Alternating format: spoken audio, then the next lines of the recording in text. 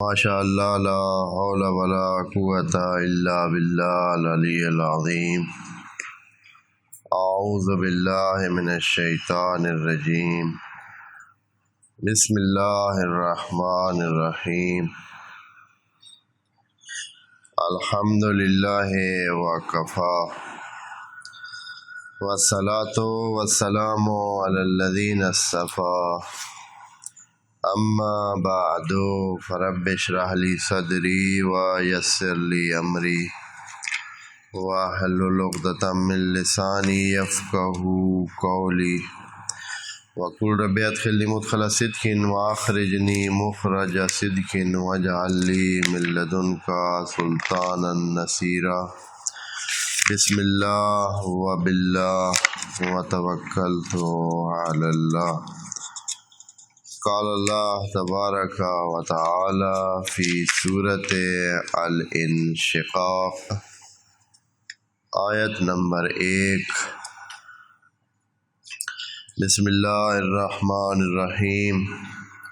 اذا السماء انشقت وأذنت لربها وحقت وإذا الأرض مدت وألقت ما فيها وتخلت وأذنت لربها وحقت يا أيها الإنسان إنك كادح إلى ربك كدحا فملاقيه فأما من أوتي كتابه بيمينه فسوف يحاسب حسابا يسيرا وينقلب إلى أهله مسرورا وأما من أوتي كتابه وراء ظهره فسوف يدعو ثبورا ويصلى سعيرا إنه كان في أهله مسرورا إنه ظن أن لن يحور بلى إن ربه كان به بصيرا۔ صدق اللہ العلی العظیم۔ سورہ انشقاق کے بارے میں بات شروع کرنے لگے ہیں۔ پہلے اسی طرح جیسے بتاتے ہیں کہ سورہ انشقاق کی تلاوت کا کیا حاصل ہے، صرف تلاوت کا، یعنی جو عوام الناس بغیر معنی سمجھے بھی یہ فوائد اٹھا سکتے ہیں، وہ کیا ہو سکتے ہیں سورہ انشقاق سے۔ پہلا فائدہ جو اس سورت کی مسلسل تلاوت سے، بار بار تلاوت سے اور نیت رکھ کر تلاوت کرنے سے حاصل ہوتا ہے، وہ یہ ہے کہ آخرت میں جب نامہ اعمال دیے جائیں گے سب کو، تو دو طریقے ہوں گے۔ ایک ان کو جن کو باعزت و احترام اپنے داہنے ہاتھوں میں نامہ اعمال تھمایا جائے گا، دیا جائے گا، احترام کے ساتھ سامنے سے ان کو دیا جائے گا اور وہ پڑھیں گے اور خوش ہو جائیں گے۔ دوسرا طریقہ جو ہے نامہ اعمال دینے کا، وہ یہ ہوگا کہ ایسے جیسے سر نیچے جھکا کے مجرم کھڑے ہوتے ہیں نا، تو ان کو فائل جو ہے ان کی پشت پہ ماری جاتی ہے، ہاں بھائی لے لے، اپنے کاغذ پکڑ لے۔ اس کو پیچھے سے بے احترامی کے ساتھ، توہین کے ساتھ اس کو بولا جاتا ہے کہ ہاں بھائی تو بھی اپنا نامہ اعمال لے لے۔ تو اگر کوئی سورہ انشقاق کو مسلسل تلاوت کرتا رہے گا اپنی اس میں، تو نامہ اعمال اس کو اپنے داہنے ہاتھ میں دیا جائے گا اور اس کو اس توہین آمیز رویے سے بچایا جائے گا۔ یہ پہلا فائدہ ہے جو کہ آخرت میں۔ اب ایک اور فائدہ جو کہ بہت مہم ہے اس دنیا میں، اور یہ مبتلا بہ بھی ہے، وہ یہ ہے کہ جب خواتین بچہ جننے کے وقت کے قریب آتی ہیں تو ان کو ایک درد کا احساس ہوتا ہے اور بعض اوقات بچے کی پیدائش مشکلات کا شکار ہوتی ہے، اور یہ خواتین کے لیے مزید درد کا اور تکلیف کا باعث بنتا ہے۔ تو اس کا طریقہ یہ ہے آسان کرنے کا، اس کو آسان اور بہت ہی آرام سے اس سلسلے کو نبھانے کے لیے سورہ انشقاق کو لکھیں اور اس خاتون کے پیٹ پر باندھ دیں۔ اگر ایسا کیا جائے گا اس خاتون کے، اب ضروری نہیں ہے پیٹ پر، یا بہرحال بازو پر بھی باندھا جا سکتا ہے، گلے میں بھی باندھا جا سکتا ہے، بہرحال اس خاتون کے ساتھ باندھ دیا جائے تو اس کا فائدہ یہ ہوگا کہ فوراً بچے کی ولادت ہو جائے گی اور درد اور تکلیف کا مرحلہ گزر جائے گا۔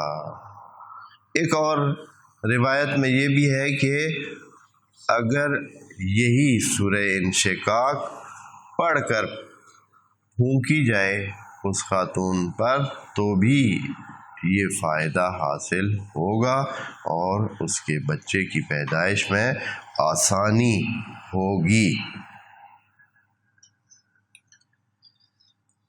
کہتے ہیں کہ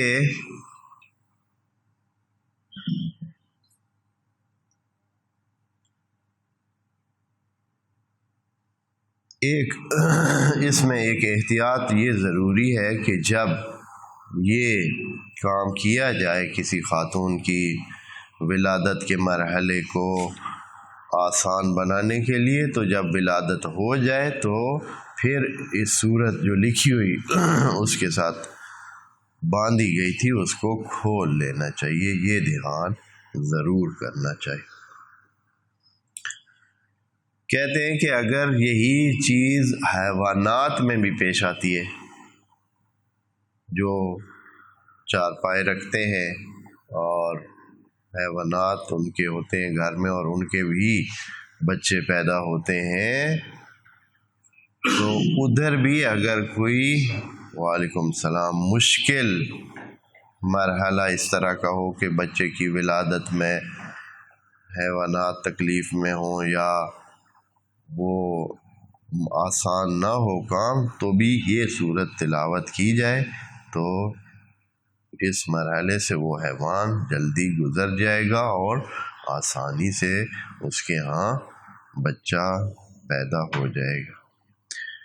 سورہ انشقاق کا ایک اور فائدہ یہ ہے کہ اگر اس صورت کو لکھ کر آپ اپنے گھر کی چار دیواری کے ساتھ لگا دیں، لکھ کر لٹکا دیں، تو آپ کا گھر کسی قسم کے نقصانات سے، مصیبتوں سے اور حشرات الارض سے خصوصاً محفوظ رہے گا۔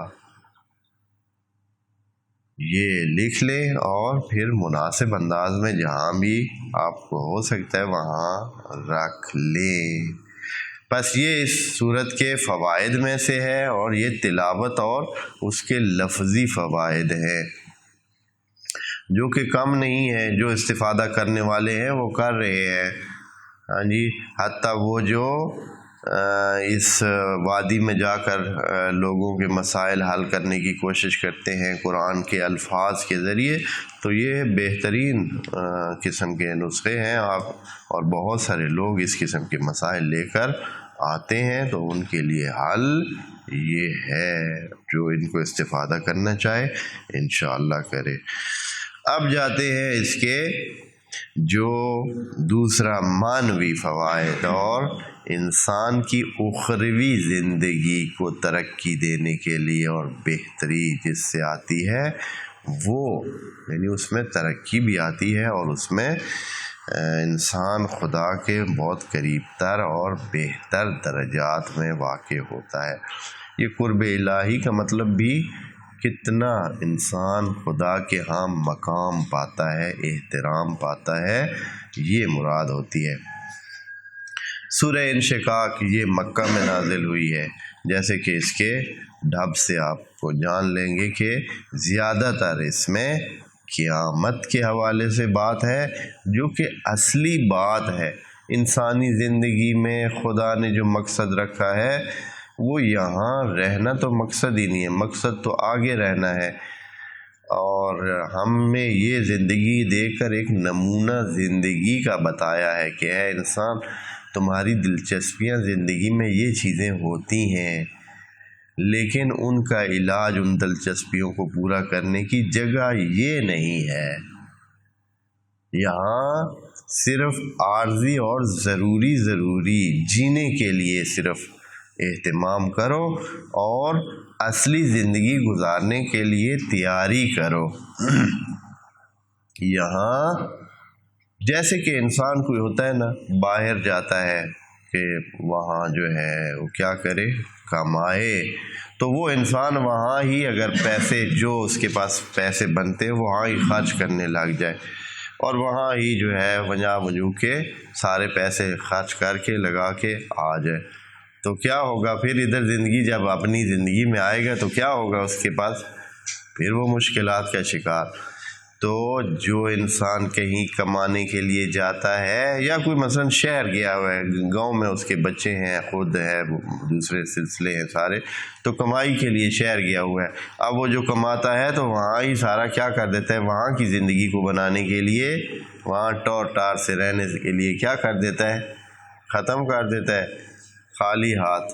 اپنی زندگی میں جب آتا ہے تو کیا ہوتا ہے جی، خالی ہاتھ۔ تو بہن ہی اس قسم کی صورتحال ہمیں دی گئی ہے یہ زندگی، کہ اس کو آپ اس طرح نہیں کہ اپنا وقت اور یہاں کمائی یہاں ہی ضائع کریں، محنت جو کریں تو اس محنت کا صلہ بچائیں، ایسا محنت کریں جس کا صلہ بچ کے رہے، جو صلہ آپ کا ادھر ہی ضائع ہونا ہے اس کو آپ صلہ نہ سمجھیں۔ اس صورت کا فوکس بھی زیادہ تر آخرت اور یوم القیامہ کے حوالے سے ہے، چونکہ مکہ میں نازل ہوئی ہے۔ فرماتے ہیں اذا السماء انشقت، وقت آنے والا ہے، یہ بار بار اتنا کہا جائے تاکہ انسان کے ذہن میں بیٹھ جائے کہ وہ یہاں کے لیے نہیں، وہ آخرت کے لیے اور اگلی زندگی کے لیے پیدا ہوا ہے۔ اذا السماء انشقت، جب آسمان پھٹ جائیں گے، ان میں انشقاق اور شک پیدا ہو جائے گا۔ اب یہ کیسے ہوگا، اللہ اعلم کہ یہ کس طرح ہوگا، جن کی آنکھیں دیکھیں گی وہ جانیں گے اور دیکھیں گے کہ کس انداز میں آسمان پھٹیں گے۔ بہرحال وہ بعض اوقات آدمی دیکھتا ہے کہ یہ دریاؤں جتنا پانی جو آسمان میں ہمارے موجود ہوتا ہے، کس طرح یہ چرتا ہے، کس طرح ادھر سے ادھر ہوتا ہے، کس طرح اس میں سے آگ نکل رہی ہوتی ہے۔ پچھلے دنوں ہم نے آیات پڑھی جس میں کہا تھا کہ دریاؤں میں آگ بھر جائے گی اور دریا آگ سے بھر جائیں گے، تو یہ ابھی آسمان میں ابھی ہم دیکھ سکتے ہیں۔ آج صبح میں دیکھ رہا تھا کہ آسمان میں اتنی بجلی تھی، اتنی جو ہے وہ روشنی، بار بار روشنی ہوتی تھی، بار بار روشنی ہوتی تھی۔ حالانکہ ہمیں پتہ ہے کہ بادل پانی کے بگولے، پانی سے بھرے ہوئے ایک قسم کا ایک دریا ہے جو اوپر رکا ہوا ہے، تو اس میں یہ اتنی ایسے لگتا ہے کہ ایسے بہت بڑی بڑی آگ کے جیسے دھماکے وہاں سامنے ہوتے ہیں اور اس سے روشنی نکلتی ہے اور باہر آتی ہے۔ تو وہ آگ کس میں ہوتی ہے، وہ اسی پانی میں ہی، بادل جو کہ پانی پر ہی مشتمل ہوتے ہیں، تو اسی میں ہی کوئی اس قسم کا سلسلہ ہوتا ہے۔ اب یہ کہ ان کے ٹکرانے سے ہوتا ہے یا کس وجہ سے کیا کیا سلسلے آپس میں جڑتے ہیں کہ وہ ایک بہت ہی شدید قسم کی چنگاری تو نہیں بلکہ ایک شعلہ سا نکلتا ہے۔ ہمیں جہاں شعلہ نظر آتا ہے وہ وہاں بہت بڑی آگ کا ایک لمبا ہوگا جو وہاں سے نکلتا ہے اور یہاں ہم اس کو دیکھتے ہیں، اور بعض اوقات وہ وہاں سے زمین تک بھی اس کے اثرات آ جاتے ہیں اور بعض بندوں کو، درختوں کو یا بلڈنگز کو جلا بھی دیتا ہے۔ فرماتے ہیں کہ قیامت کے آثار میں سے یہ ہے اذا السماء انشقت، کہ آسمان چر جائے گا، پھٹ جائے گا، وَأَذِنَتْ لِرَبِّهَا، اور مانے گا اللہ کی، آذنت یعنی کان دھرے گا، سنے گا، خدا جو کہے گا وہی کرے گا، آذنت لِرَبِّهَا، اپنے رب کی مانے گا۔ یعنی خدا یہ کہنا چاہتا ہے کہ انسانوں آپ کیا چیز ہے، آسمان کتنی بڑی چیز ہے، وہ بھی خدا کی مانے گا، وَحُقَّتْ، اور حقیقت بن جائے گا، یا حقیقت یعنی حق بھی یہی ہے، مانے گا اللہ کی اور حقیقت بھی یہی ہے، اور حق بھی یہی ہے کہ وہ مانے، حقیقت پر چلنے کا راستہ بھی یہی ہے کہ وہ مانے۔ وَإِذَا الْأَرْضُ، یا پھر یہ ہے کہ یہ جو چر جائے گا یہ وہ حقیقت ہے جو ہونی تھی اب ہو گئی ہے، حقیقت یعنی حقیقت بنا دی گئی ہے، جو ہونی تھی وہ اب ہو گئی۔ وَإِذَا الْأَرْضُ مُدَّتْ، اچھا زمین کیسے ہے؟ زمین تو ابھی کیا ہے، ایک گولا سا ہے، گول بال ٹائپ ہے، انڈے کی مانند ہے زمین، تو اس کا کیا ہوگا؟ کہتے ہیں زمین جو ہے وہ کھینچ جائے گی، کیسے؟ جیسے ایسے فرشتہ دونوں سائڈ سے پکڑ کے اس کو ایسے، جیسے الاسٹک نہیں ہوتی ہے ایسے الاسٹک کی طرح اس کو، یا جیسے کہ وہ جو ایک پیڑا ہوتا ہے، عورتیں اس کو کیا بنا دیتی ہیں، روٹی بنا دیتی ہیں، اس طرح جو ہے نا وہ پتلی ہو جائے گی، یعنی ابھی تو ایسے گول موٹی سی ہے، گول گول ہے، ایسے کھینچیں گے پتلی ہو جائے گی، اور آپ جانتے ہیں کہ جب اس طرح صورتحال ہوتی ہے تو پھر اس کے اندر کچھ رہ نہیں سکتا ہے، سب چیزیں کیا ہو جائیں گی، باہر آ جائیں گی، جب کھینچے گی، اب ایسے ہے نا تو اس کے اندر بہت ساری چیزیں ہیں، ایسے ہیں ابھی، تو جب ایسے ہوگی تو جو کچھ اس کے اندر ہے وہ کیا ہو جائے گا، سارے کا سارا باہر نکل آئے گا۔ دیکھیں کیا کہتے ہیں، وَإِذَا الْأَرْضُ مُدَّتْ، اور ارض کو کھینچا جائے گا، یعنی ایسے لمبا کیا جائے گا، وَأَلْقَتْ،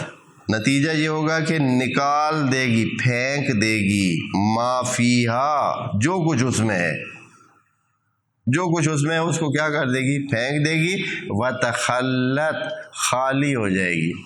عجیب ہے سچ مچ، یہ جیسے ہوتے ہیں بال کی طرح ہے اور بھری ہوئی ہے، اور کیا ہو جائے گا اس وقت، کیا ہو جائے گی، خالی ہو جائے گی۔ اب خالی کس سے ہوگی، زمین کس چیز سے؟ بہت ساری چیزیں، اس میں انسان بھی پڑے ہیں، سارے کے سارے انسان جدھر جدھر ہیں سارے کے سارے کیا ہو جائیں گے، باہر پلٹ جائیں گے اور باہر نکل آئیں گے۔ وَأَذِنَتْ لِرَبِّهَا، اور سنے گی اللہ کی بات، اپنے رب کی بات سنے گی، زمین بھی اپنے رب کی بات سنے گی، وَحُقَّتْ، اور اسی طرح حقیقت ہے یا حقیقت کے مطابق یہ چیز ہو جائے گی جو ہم پہلے بتا رہے ہیں، وہ اس وقت حقیقی صورت میں ہم سب کے سامنے آئے گی۔ اچھا اے اللہ، یہ تو آسمان کی بات ہو گئی، زمین کی بات ہو گئی، انسان کا ادھر کیا سلسلہ ہے، انسان کا اس کے ساتھ کیا تعلق ہے، یا انسان کا کیا ہوگا؟ تو خدا کریم فرماتا ہے کہ یا ایھا الانسان، اے انسان، انکا قادح الی ربک قدحا، تو مشقت کے ساتھ اللہ کی طرف جا رہا ہے۔ قادح یعنی جو مشقت اٹھاتا ہے، یعنی خدا کریم کہنا چاہتا ہے کہ یہ جو زندگی ہے یہ مشقت سے بھری ہوئی ہے۔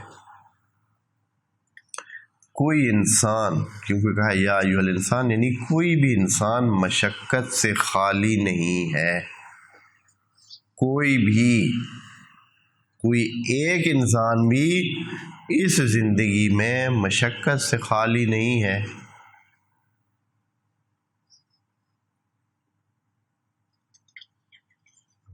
ممکن ہے ذہن میں کہ وہ جن کے پاس مثلا بہت وسائل ہیں، یا جو بڑے عہدوں پر ہیں، یا جن کی چلتی ہے، جو مؤثر ہیں، جو بڑے، ہمیں تو لگتا ہے کہ وہ بہت سوکھے ہیں، ان کے پاس مشقت نہیں ہے، ایسے نہیں ہے۔ کوئی انسان مشقت کے بغیر نہیں ہے۔ اور مزے کی بات آپ کو بتاؤں کہ جن کے پاس بہت وسائل ہے اور مثلا ان کا کام نہیں ہے، آپ فرض کریں بہت یہی ہوگا نا کہ ہر چیز موجود ہے، اوکے ہے، کسی کام کی ضرورت نہیں ہے، بس جو چاہتے ہیں منگوا لیتے ہیں، جیسے چاہتے ہیں کر لیتے ہیں، جہاں جانا چاہتے ہیں چلے جاتے ہیں، جو بھی دل چاہتا ہے وہ کر لیتے ہیں۔ اور اس طرح تو دوستو سب سے بڑی مصیبت یہ ہے کہ انسان کے لیے کچھ کرنے کو کچھ بھی نہ ہو۔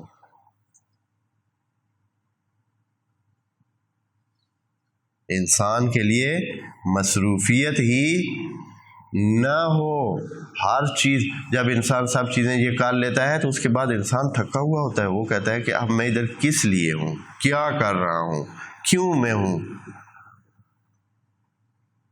انسان کی کیپیسٹی اتنی نہیں ہے کہ وہ اتنا اس طرح رہ سکے اور خالی رہ سکے کچھ ٹائم کے بعد۔ اور مغرب میں اور دوسرے جو جدید ممالک ہیں، ترقی یافتہ ممالک ہیں، وہاں خودکشیوں میں سے جو زیادہ تر جس کی وجہ ہوتی ہے وہ وسائل کا کم ہونا یا رولے رپے جھگڑے فساد یہ نہیں ہوتے ہیں۔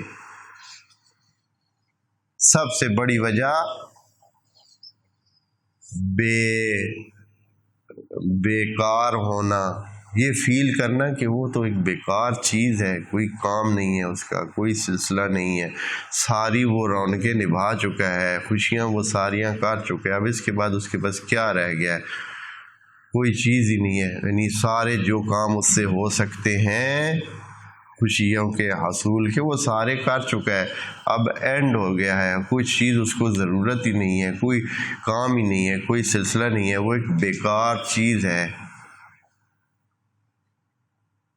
اس لیے جو معتدل رہتے ہیں ہر چیز ہونے کے باوجود وہ پھر بھی زندگی کر جاتے ہیں، جو اپنی حدیں پار کر جاتے ہیں وہ اپنی زندگی سے تنگ آ جاتے ہیں اور بیکار اپنے آپ کو ایک بیکار اور فضول چیز سمجھ کر اپنی زندگی کا خاتمہ کر لیتے ہیں، اس لیے کہ وہ اس سے زیادہ برداشت ہی نہیں کر سکتے۔ بس خدا کریم فرماتا ہے کہ اے انسان، اور پھر اس کے علاوہ ویسے بھی انسان کے لیے مصیبتیں تھوڑی ہیں، انسان کو کتنی یہ چیزیں ہوتی ہیں جو ان سے تکلیفوں سے بچنے کے لیے سارے کام کرنا ہے۔ اب انسان کو اور نہیں تو اپنی صفائی رکھنی پڑتی ہے یا نہیں؟ ہاں، کوئی کہے کہ میں نے کپڑے ہی چینج نہیں کرنے، کوئی کہے کہ میں نے واش روم جانا ہی نہیں ہے، کوئی کہے کہ میں نے نہانا ہی نہیں، مجھے سردی لگتی ہے، یا مجھے مثلا یہ ہوتا ہے یا وہ ہوتا ہے، یا کوئی کہے کہ میں نے کھانا ہی نہیں ہے، میرے پاس مجھے اتنی تکلیف کرنی نہیں ہے۔ بھئی یہ سارے کام تکلیف والے بھی ہیں، خدا نے اس لیے ان کاموں میں کیا رکھی ہے، تھوڑی بہت لذت رکھ کر خدا کریم نے ان کو آسان بنایا، نہیں تو انسان ان تمام چیزوں سے بھاگتا ہے۔ یہ ساری تکلیف دہ اعمال ہیں، کھانے کا اس کو تکلیف کرنی ہے، بیٹھنا ہے، اٹھنا ہے، اپنی صفائی کا دھیان رکھنا ہے، پتہ نہیں جو انسان ضرورتیں ہوتی ہیں ساری۔ آپ کہیں کہ کوئی بندہ اور کر سکتا ہے، یہ بہت ساری ضرورتیں انسان کے اپنے علاوہ کوئی کر ہی نہیں سکتا ہے۔ ہاں، اس کو ابھی مثلا خارش ہو رہی ہے، کون کرے گا؟ ہاں بھائی ادھر میرا خارش کرنا ہے، اس طرح کر سکتا ہے۔ بادشاہ بار بار کسی کو کھڑا کر سکتا ہے اپنے ساتھ کہ جب بھی مجھے خارش ہوگی تو آپ میری خارش کا کرنا، میں نے نہیں کرنا۔ یا واش روم میں کسی کو ساتھ لے جا سکتا ہے کہ تو تم جو ہے نا دھونا، میں نے ہاتھ گندے نہیں کرنے، کر سکتا ہے کہ یہ تکلیف دہ عمل نہیں ہے کہ ہر روز خدا انسان کو اس چیز میں مبتلا کرتا ہے کہ وہ اپنی صفائی کے لیے بدترین سے بدترین جس سے اس کو ہزار نفرت ہوگی اس میں جو ہے نا اپنے آپ کو مبتلا کرے، اپنے ہاتھوں کو ان میں انوالو کرے، اپنے جسم کو اس کے ساتھ اس طرح کرے۔ اب یہ ہے پھر آدمی کہے کہ میں نے کھانا نہیں ہے، نہیں کھا کر سکتا ہے اس طرح، بھائی کھاؤ، کھانا ہے، تم مجبور ہو. پس زندگی جو ہے وہ آسان رکھی نہیں گئی ہے. اب جو لوگ اس زندگی میں آسانی ڈھونڈتے ہیں وہ کیا کہا جائے، جھلے ہی ہے نا. یا ایھا الانسان انکا کادح الی ربک، یہ جو تکلیف دہ عمل ہے تو اپنے رب کی طرف جا رہا ہے. کدھا ایک مصیبت ہے. اب یہ مصیبت کادھن نکرے کر وہ لگا کر یہ کہنا چاہا ہے کہ ایک قد کیا قد، کسی کو چھوڑی، کسی کو زیادی، کسی کو کیسے، کسی کو کیسے. قد کا مطلب ہوتا ہے مشقت اور تکلیف اور اس طرح کا اوکھ. فاملا کی ہے، فوراً اس کے بعد کیا ہو جائے گا، جب یہ زندگی کا عمل تمہارا پورا ہو جائے گا تو اللہ کے ساتھ کیا کرے گا، ملاقات کرے گا. اللہ کے ساتھ تمہارا ایک نشست ہوگی، یا مطلب ہے جیسے کہتے ہیں، یا ایک سلسلہ ہوگا. اللہ کے سامنے تو پیش ہوگا. پھر کیا ہو گیا، اللہ پیش ہو گئے سر. فَأَمَّا مَنْ أُوتِیَ کِتَابَهُ بِیَمِینِهِ، پس جس نے وہ سارے زندگی کے سلسلے کیے اور اس کی لکھائی ہو چکی تو اس کی کتاب ہوگی، اس کا نامہ اعمال ہوگا. تو یہ دیکھنا ہوگا کہ کس کو کس طرح ملتا ہے. نامہ اعمال اگر داہنے ہاتھ میں تھمایا گیا، بڑے احترام سے دیا گیا کہ بسم اللہ یہ لے لے، یہ آپ کا نامہ اعمال ہے. فَسَوْفَ يُحَاسَبُ حِسَابًا يَسِيرًا، تو نامہ اعمال دائنے ہاتھ میں آتے ہی پتہ چل جائے گا کہ اس کا حساب کوئی اتنا حساب نہیں ہے. بس حسابًا یسیرا، یعنی وہاں سے اپنی انٹری کرائے گا اور سیدھا جنت میں. حسابًا یسیرا، بڑا آسان سا حساب ہوگا، تھوڑا سا. یسیر کے دونوں معنی ہو سکتے ہیں، آسان بھی اور تھوڑا بھی. ویسے تو یسر آسانی کے لیے ہوتا ہے، لیکن تھوڑے کے لیے بھی استعمال ہوتا ہے. تو دونوں ہی معنی ہو سکتے ہیں، تھوڑا بھی ہوگا اور آسان بھی ہوگا. تھوڑا سا حساب ہوگا اور پھر فَسَوْفَ يُحَاسَبُ حِسَابًا يَسِيرًا، پھر کیا ہوگا، وَيَنْقَلِبُ إِلَىٰ أَهْلِهِ مَسْرُورًا، وہ اپنے اہل کی طرف. اب اہل سے کل بھی ایک آیت میں عرض کیا تھا، اہل سے مراد یہ بھی ہو سکتے ہیں کہ اس کے اپنے رشتہ دار، عزیز اقربا، بیٹے، بیٹیاں، اور کیا ماں باپ، ماموں، چاچو، خالو، جو بھی اہل اس کے، یہ بھی ہو سکتا ہے. اور زیادہ احتمال یہ ہے کہ اہل یعنی اپنے قسم کے لوگ جو اس ٹائپ کے ہیں، یعنی کیونکہ کیٹیگریز ہوں گی. تو مثلا اگر وہ صالحین میں سے ہے تو ان میں، متقین میں سے ہے تو ان میں، محسنین میں سے ہے تو ان میں سے ہوگا. یا جو بھی خدا نے کیٹیگریز، مقربین اور ابرار اور یہ ساری جو بھی اس کی کیٹیگری بنتی ہوگی، یا جو بھی اس کا درجہ بنتا ہوگا، وہ اپنے درجے والوں میں چلا جائے گا. اور مسرور ہیں جی. اور یقیناً جب انسان پاس ہوتا ہے تو اپنے ان دوستوں کے پاس، اپنے اہل کے پاس جاتا ہے اور بڑا ہی کیا ہوتا ہے، خوش ہوتا ہے. یہ تو ہو گیا وہ وَيَنْقَلِبُ، یعنی پلٹے گا، إِلَىٰ أَهْلِهِ مَسْرُورًا، بڑے خوشی خوشی پلٹے گا. وَأَمَّا مَنْ أُوتِیَ کِتَابَهُ وَرَاءَ ظَهْرِهِ، اور وہ جو کتاب دیا جائے گا، نامہ اعمال اس کو دیا جائے گا، لیکن کدھر سے، بڑی بےعزتی کے ساتھ دیا جائے گا. وہ تو پہلے ہی سر نیچے ڈال کے کھڑا ہوگا. یعنی فوراً جو مجرم ہوں گے، جیسے کہ پیچھے ہم بہت ساری اس میں پڑھ چکے ہیں کہ مجرموں کی حالت یہ ہوگی کہ سر نیچے کر کے ہی کھڑے ہوں گے، اور بعض کس انداز میں اور بعض کس انداز میں کھڑے ہوں گے.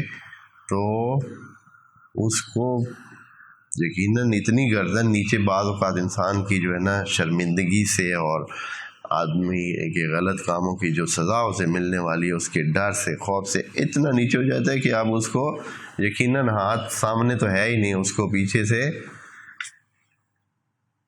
کھڑکا کے اس کو کہا جائے گا ہاں بھائی اپنا نام عمل پکڑ لے.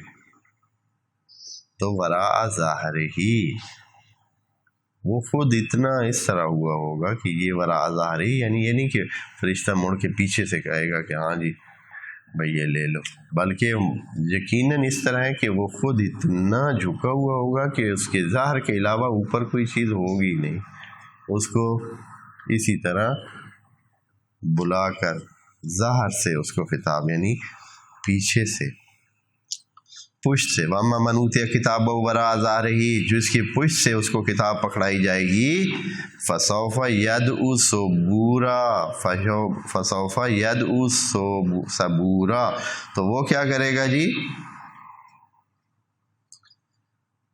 وہ صبورا کا معنی مختلف، تو وہ موت چاہے گا۔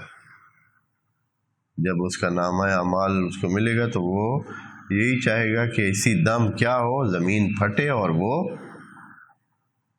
زمین کے اندر، یا جیسے ادھر تو آدمی زمین کا کہتا ہے، وہاں پتہ نہیں کدھر ہوگا، تو بھائی ختم ہو جائے مصیبت، اگلی مصیبتوں سے نجات کے لیے یدعو ثبورا، بہت سارے، صبور کا مطلب جو ہے مصیبت بھی ہو سکتی ہے، یہ موت بھی ہو سکتی ہے، اور بعض نے کہا ہے کہ وہ شور ڈال دے گا، ہال ہوئے لٹے گئے، مارے گئے، فسوف یدعو ثبورا۔ پھر کیا ہوگا؟ وَيَصْلَى سَعِيرًا، اور اس تیز آگ میں، جہنم کا ایک نام ہے سعیر، بہت ہی گہری اور بھیانک آگ میں کیا ہو جائے گا؟ بھونا جائے گا، بھوننے کے لیے چلا جائے گا، جھلسا دیا جائے گا۔ اچھا اب دیکھیں وہ کرتے ہیں کہ وہ جو اچھا تھا دنیا میں، اس نے مشکلات اٹھائیں، آخرت میں اپنے مسرور حالت میں اپنے اہل کے پاس جائے گا۔ یہ جو ہے اس نے کیا کیا ہے؟ تو فرماتے ہیں کہ اس نے، یہ پہلے مسرور تھا، اب اس کے مسرور ہونے کے دن ختم۔ یہ دنیا میں مسرور رہتا تھا، خوش رہتا تھا، یہ کہتا تھا چھوڑیں، بندگی خدا کرنے سے کیا حاصل، چلتے ہیں ادھر میلے پہ جاتے ہیں، ادھر جاتے ہیں، یہ جاتے ہیں، وہ جاتے ہیں، رات کو دیر تک جاگتے ہیں اور صبح نماز تک بھی نہیں پڑھتے ہیں، اس لیے کہ رات کے مشغلوں میں اتنا بزی ہوتا ہے کہ صبح بندگی خدا کو بھلا دیتا ہے۔ تو کہتا ہے انہ کان فی اہلہ مسرورا، پہلے وہ اپنے اہل میں، اپنے جیسوں میں کیا تھا؟ مسرور تھا، محفلیں لگاتے تھے، سلسلے کرتے تھے، آنے ہوتے تھے، آنیاں جانیاں سلسلے۔ انہ ظن ان لن یحورا، اس کا گمان تھا کہ یہ ہماری طرف نہیں آئے گا، اس نے پلٹنا ہی نہیں ہے، جیسے کہ ہم نے اس کو آزاد چھوڑ دیا ہے اور بس اب موجیں ہی موجیں ہیں، ادھر اس نے موجیں کرنی ہے اور واپس ہمارے پاس آنا ہی نہیں ہے، یہ گمان کر کے وہ اس طرح پھرتا۔ ہم بار بار بتا رہے ہیں کہ آپ اے انسان دور کہیں نہیں جا رہے ہو، یہ ہمارے اس میں ہو، قدرت کے پنجے میں ہو، قریب ہو، ہم بہت جلدی آپ کا سامنا ہوگا۔ فملاقی سے لکھا ہے کہ اے انسان یہ جو زحمت یا یہ جو زندگی آپ کی کر رہے ہو، تو اس کے بعد ہمارے ساتھ ملاقات کرنی ہے۔ انہو ظن، اس نے یہ گمان کیا تھا یا یہ سوچا تھا، ان لن یحورا، کہ وہ پلٹایا نہیں جائے گا، نہیں پلٹے گا، بلا، لیکن خدا کریم اپنا نوٹ بتاتا ہے کہ بلا اے بدبختو، سنو بھائی، ایسا نہیں ہے، بالکل ایسے ہے، انہو ان ربہ کان بہ بصیرا، جبکہ خدا کریم نے اس کو نظر میں رکھا ہوا تھا، یعنی ہر ایک کو جیسے نظر میں رکھا ہوا ہے، اسی طرح کسی کو بھی خدا کریم نے نظر میں رکھا ہوا ہے۔ ان ربہ، جو اس کا رب ہے، یعنی جو اس کا سانس دے رہا ہے، جو اس کا کھانا دے رہا ہے، جو اس کا پانی دے رہا ہے، جو اس کا آنا جانا، سونے کا اہتمام۔ دیکھیں خدا کریم نے کہا ہے کہ جب انسان سوتا ہے تو خدا کریم اس کا روح واپس لے لیتا ہے، جب جاگتا ہے تو دوبارہ اس کو واپس دے دیتا ہے۔ ہر روز اتنی مینجمنٹ، ہر سانس کا آنا جانا خدا کی اجازت سے ہو رہا ہے۔ کھانا پینا تو بہت بڑی بات ہے، اور باقی کام تو جب اتنی قرب ہے خدا کریم ہر لمحے اس کے ہر کام کو ربوبیت کے اپنے ربوبیت میں لے رہا ہے، اور وہ اپنے جو رب کا مطلب ہوتا ہے ادارہ کرنا، چلانا، تو اس کو چلا رہا ہے، تو چلانے کے لیے تو ہر لمحے ساتھ ہونا پڑتا ہے۔ یہ تو ایسے نہیں ہے کہ بندہ کہے بھائی اچھا چلے آدھا گھنٹہ اب چھٹی ہے میں سو رہا ہوں، نہیں، سانس تو لے رہے ہو، جب سانس لے رہے ہو تو تمہارے سانس کا آنا، تمہارے سانس کا جانا، تمہارے آس پاس کی ساری سلسلوں کو برقرار رکھنا، یہ خدا کی ربوبیت ہے۔ پس جب وہ ساتھ ہے ہر وقت تو وہ بصیر بھی ہے، انسان کو ہر وقت نظر میں رکھے ہوئے ہے۔ انہو کان فی ان ربہ کان بہ بصیرا، کہ اللہ تو اس کا بصیر تھا ہی۔ اب فلا اقسم بالشفق واللیل وما وسق والقمر اذا اتسق، یہاں سے ایک دوبارہ قسموں کا سلسلہ شروع ہوتا ہے، اور دوبارہ ایک بات کریں گے انسانوں کے بارے میں کہ کیا پیش آنے والے ہے۔ انسانوں سوچو کتنی قسمیں لے کر انسان کو جھنجھوڑتا ہے، اور پھر اس کو نئی بات بتاتا ہے، جو کہ انشاءاللہ اگلے سیشن میں عرض کریں گے۔ السلام علیکم ورحمۃ اللہ وبرکاتہ۔